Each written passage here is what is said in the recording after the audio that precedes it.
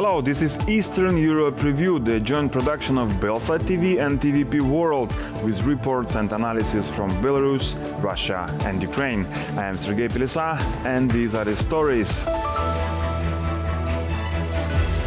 Lukashenka prohibits Belarusian embassies from issuing documents to Belarusians abroad. This is the usual sort of revenge taken by Alexander Lukashenka on those who disagree with what is happening inside the country. American journalist becomes spokeswoman for the Ukrainian military. Why Russia reacts harshly? It was not for sensationalism. It was to show the world that Vladimir Putin is a war criminal. Iron Curtain, how the war against Ukraine is destroying Russian theaters. Criminal regimes were not created by criminals, but by enthusiasts convinced that they open the only way to paradise. Lukashenko's regime has found another means of retaliating against individuals who have fled abroad.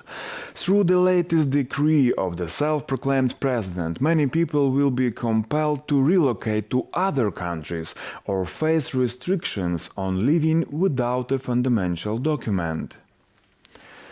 The issue at hand is that Belarusian diplomatic missions will no longer issue new passports to Belarusians. Now this document can only be obtained inside the country. The Lukashenka regime has set a trap for thousands of Belarusians abroad. According to the new decree of the self-proclaimed president, it is no longer possible to obtain or renew a passport or extend its validity at Belarusian diplomatic missions. This can now only be done on the territory of Belarus. This means that Belarusians who are at risk of persecution in their homeland will no longer have access to obtaining a Belarusian passport. This is the usual sort of revenge taken by Alexander Lukashenka on those who disagree with what is happening inside the country. Of course, he understands that people who have been forced to leave Belarus for political reasons won't come back to sort out their administrative issues under the threat of going to prison. In response to the new decree, the Democratic leader Svetlana Tsikhanouskaya has issued an appeal to Belarusians. Dear Belarusians, I'm asking you not to panic and not to act rashly. Even if your passport expires, you shouldn't return to your home country if you are at risk of persecution. What is more, according to Lukashenka's decree, transactions involving properties such as selling an apartment, house or car will only be possible through a personal appeal or via a power of attorney issued within Belarus itself.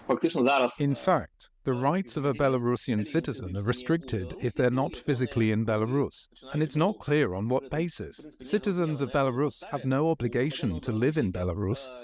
The regime's new legislation will impact tens of thousands of people and could compel Belarusians to return to Belarus, relocate to another country, or face significant life restrictions without a passport. Within the time frame of up to 10 years, those unable to return to their homeland may be required to seek alternative citizenship or find substitutes for their passports.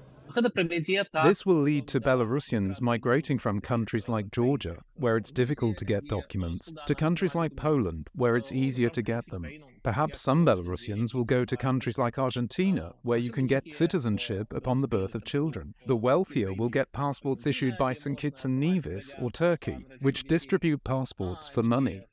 The decree has made the National Passport of New Belarus project even more relevant. The United Transitional Cabinet, headed by Svetlana Tsikhanouskaya, continues its efforts towards international recognition of an alternative Belarusian passport. The passport of New Belarus was officially presented on August the 6th. This measure, this innovation of a repressive mechanism by the regime, will help to justify to other states, which will decide on the recognition of this document, that it really has the necessary context, that such a decision really needs to be made. The cabinet also continues to engage directly with states and the European Commission to streamline the legislation process for Belarusians. We will look for new solutions from the national governments of the European Union and outside its borders to simplify the legalization procedure so that Belarusians aren't required to provide documents that can't be obtained from regime embassies. Lukashenka's new decree is a logical extension of his own law, under which the regime can strip Belarusians of their own citizenship for dissent. However, this time, the repercussions also extend to Belarusians who are not political refugees, but, for example, have been living in exile for many years. Significant controversy has risen in Russian media regarding the recent appointment of Sarah Ashton-Cirillo as the new spokesperson for the Ukrainian armed forces. Initially arriving in Ukraine as a journalist, Ashton-Cirillo has since transitioned to a role within the military. Why Sarah's appointment as the speaker of the Ukrainian army is being discussed, and what the American woman is doing in Ukraine. Dobry ranok. Hi, good morning. This is how the morning begins for the 46-year-old Sarah Ashton-Cirillo. She has become a primary target of Russian propaganda attacks, and the Spanish newspaper El País has named her the most prominent soldier in the Ukrainian armed forces. She now serves as the official spokesperson for the armed forces of Ukraine. This is Sergeant Sarah Ashton-Cirillo of the Armed Forces of Ukraine, and you're watching episode 15 of Russia Hates the Truth. When I arrived in Ukraine 18 months ago, 530-something days ago when I arrived in Ukraine, I had 1,700 followers on Twitter, and we grew to more than 50 million views of our work per month. And it's just incredible. Sarah points out that not all details of the events in Ukraine receive coverage in the U.S. media. For instance, U.S. viewers learned about the use of chemicals by the Russians primarily through reports from the spokesperson of the Ukrainian armed forces. This specifically concerned the potential use of the toxic compound chloropicrin. This was not being discussed in the manner it should have been, so people were shocked. That's the word to use, shocked. Once a political figure and activist from glamorous Las Vegas, Sarah arrived in Ukraine 18 months ago as a journalist, primarily covering events in Kharkiv. Her first report from the region was published in April 2022. You can see the tractor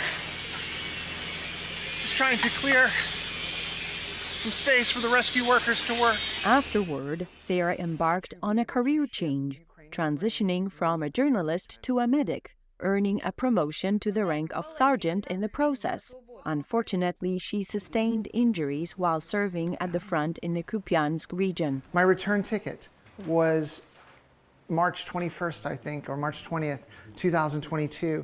The reporting I did was so normal that when I sat down next to that victim of Russian terror and I said, "This is Russian terrorism," it was not for sensationalism. It was to show the world that Vladimir Putin is a war criminal. Meanwhile, on Russian TV channels, the new spokesperson of the armed forces of Ukraine is portrayed as the primary antagonist. Russians hate footage. The AFU sergeant is supported by her family, including her student son and fellow soldiers. Sarah says that she is in Ukraine to save lives and win the war. For 17 months, I never, and I want the audience to understand this, I never had an issue with my commanders at the front. I never had an issue with any of my fellow soldiers at the front. I never had an issue in the very traditional town of Zolochiv when I was working directly for Mayor Kovalenko. I never had an issue on the streets. It only became a controversy after I was named spokesperson. And it was a manufactured controversy by the Russian enemy. Sarah is known for her outspoken political views as an activist, having been involved with both left and right-wing groups. In 2021, she was expelled from the Democratic Socialists of America. Now she identifies as a Republican, despite some of her fellow party members expressing lukewarm attitudes towards Ukraine. I'm a capitalist, free enterprise, and a believer in individual freedom. That's why the Democratic Socialists expelled me, literally threw me out. And there's some writings about that. Regarding the Republicans, some of my best friends and some of my biggest supporters are Republicans who are personal friends with President Trump. A court in Moscow has once again extended the detention of theater director Zhenya Berkovich and the author of the play Finis the Brave Falcon, Svetlana Petrichuk. This theatrical performance has previously won a prestigious state award in Russia. However, the creators later faced accusations of justifying terrorism. These accusations came right after the two creators spoke out against the war. It looks like what started in Belarus a couple of years ago. It's a bit scary when you think that our country is so arbitrary that anyone can be arrested for no reason, and they will extend their detention time after time for no reason, even if there is a lot of evidence that the person is innocent. Elena Efros is the mother of the detained Russian director Zhenya Berkovich. Elena is a prominent human rights activist in the country, with extensive knowledge of how Vladimir Putin's regime has been suppressing its opponents for over 20 years. The case against her daughter is no exception. Berkovich and the writer Svetlana Petrichuk were arrested in Moscow in May 2023 as suspects in a criminal case. Authorities accuse them of justifying terrorism. The case stemmed from their play Finis the Brave Falcon, which explores the recruitment of Russian women joining ISIS, Daesh, and marrying Islamic militants in Syria. There is no evidence of their guilt, and the performance cannot be a crime. The investigation hasn't uttered a single word. The court hasn't asked a single question. It was a decision to arrest them despite all the preparation and sound arguments. In 2022, the play won 2 prestigious theatre awards, the Golden Mask. The script of the performance is based on real cases, including interrogation protocols of women who were radicalized by Islamic State terrorists, forming the basis of the script. Previously, the play was even shown in Russian women's penal colonies. However, after Berkovich and Petrichuk spoke out against the war with Ukraine, they faced immediate prosecution, potentially resulting in up to 7 years in prison. The Russian theater is experiencing a profound crisis amid the backdrop of a full-scale war in Ukraine. Most independent theaters have ceased their operations, while state institutions receive funding only if they publicly support Russian aggression. Consequently, many cultural figures have effectively been banned or have chosen to leave the country.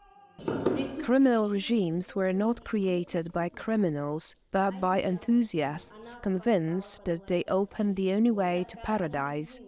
A rehearsal of a play with the evocative title Traitors is currently underway on the stage of the Arten Theatre in Yerevan, the capital of Armenia. The actors are performing a script based on the book The Unbearable Lightness of Being by Czech writer Milan Kundera, which incorporates events from 1968, notably the Prague Spring. While the parallels are not direct, they are unmistakable. The play features monologues which, in modern Russia under Putin's regime, might be considered provocative. The theater in exile was founded by Russian actor Alexander Siriskin. The troupe relies on donations from the audience for its existence. One of the primary criteria for recruiting actors was their anti-war stance. If we're talking about independent theatre, I don't see the point of making a purely Russian-language theatre in Armenia or Georgia. I understand if it is necessary for someone in a purely administrative political way, but why should it be Russian language mixed only with Russian culture? I don't see any sense in it. Within Russia, those who express dissent regarding the war are facing employment terminations.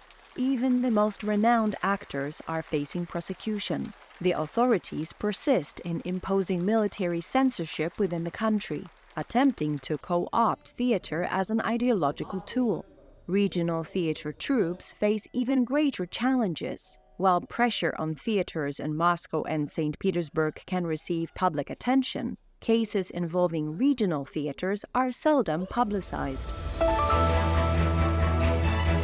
These are all our stories for you today. Thank you for watching Eastern Europe Review. Please continue to stay with TVP World and stand with Ukraine.